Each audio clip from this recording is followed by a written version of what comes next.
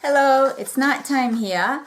I've been a low-fat, high-carb vegan for just over 5 years now, and before I was a low-fat, high-carb vegan, I got sick 6 years ago, and initially I took a lot of vitamin supplements and stuff, and I got sicker. And so after that experience, and after I turned vegan, I was so against vitamins as synthetic vitamin supplements of any type. So I didn't ever take anything, including B12.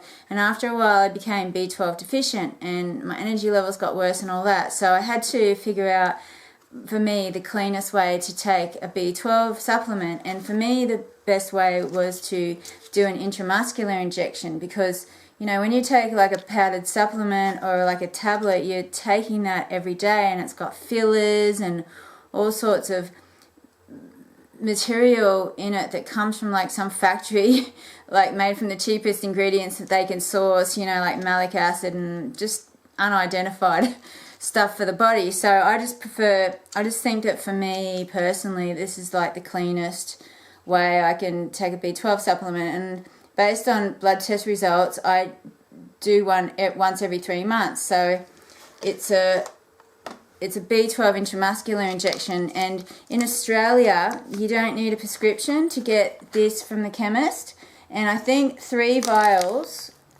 that come in the packet, it's about $14-15 for 3, and because I do one once every 3 months, so I do 4 of these a year. And there's a book called Could It Be B12? And in here they say that the least accurate way to test your B12 levels is based on blood test results, but whatever.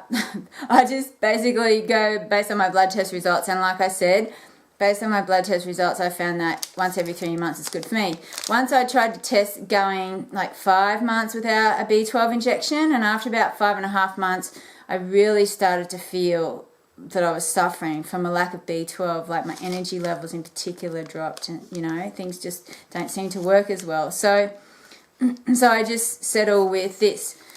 So this is the only thing like I put into my body. Everything else, every other vitamin, mineral, everything I need comes from my vegan diet. The only other thing I do sometimes do is the Lugol solution, which is just iodine. Sometimes I put that on my skin to let it absorb through, but I think I get enough iodine in my diet anyway because my thyroid functions perfectly.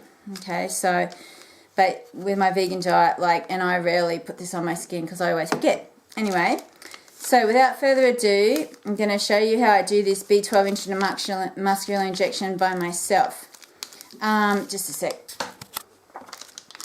First of all, I want to say that I use this needle. This costs 35 cents at the pharmacy, and it's a 3 milliliter needle, and it is a 23 gauge, and it's 1 1/4 inches long, the actual needle. Okay, and in here I think there's 1 milligram of B12 or hydroxycobalamin. I think that this hydroxycobalamin is better than the other forms of cobalamin that you can get, except maybe methylcobalamin is probably better. I think that's what it's called. But anyway, I think this is quite good from what I understand. I think it's better than the cyanocobalamin. I think that's what it's called. Anyway, okay, so what I do is I'll just move this. I inject it into my quadricept muscle, okay, because then I don't, you know, use one hand into the arm, and I can use both my hands to help me put it into my quadricept muscle. Okay, I'll just show you. So the first thing I do is I use a little bit of this Lugol solution just to sterilize the part of my quadricept that I'm going to inject the needle into. Okay, just kind of sterilize the skin a little bit. Okay, and then what I do is just using this box here to show you, I just get the B12 thing and I flip the top off like so, okay? Okay, and then I get the needle. I'll get the needle, wait a sec. Or I get the syringe and I stick it into the vial and I suck out all the B12, okay, from the vial, okay, and then I just push the needle up, the syringe thingy up until it comes out the top like that, and then that's that, okay. Now the next thing I do is to make it less painful,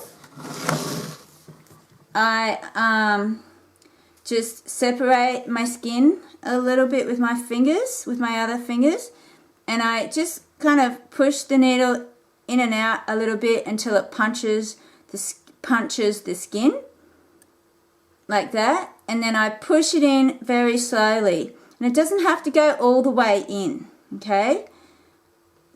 I just push it in a little way, okay, far enough till I think it's in a muscle, alright, and then what I do is, let's give you a close-up of this, then what I do is, I pull this handle thing, let me just zoom it out a bit, I pull this handle thing back out a little bit, and what I'm looking for is I want to make sure down the bottom here that there's only air coming through down here. If there's blood coming back through, then it means that I'm actually in a vein, and I don't want to be in a vein, I want to be in the muscle. But because there's air just coming back out, like I'm sucking air back into the needle, I know I'm in my muscle, okay?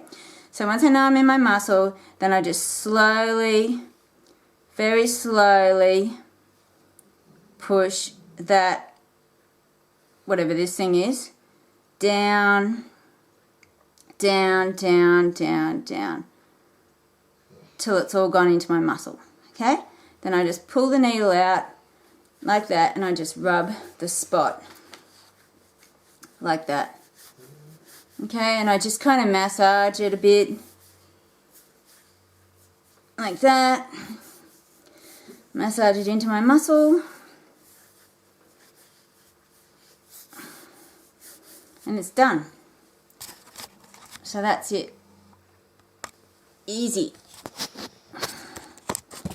I also find in the quadriceps muscle it doesn't seem to hurt as much, I don't think. I don't know, it doesn't hurt that much, especially when I like split my skin with my fingers and make the skin really like taut. It seems to be less painful than when I stick the needle into my skin. Okay, well I hope this has been helpful and thanks for watching. I'll see you later.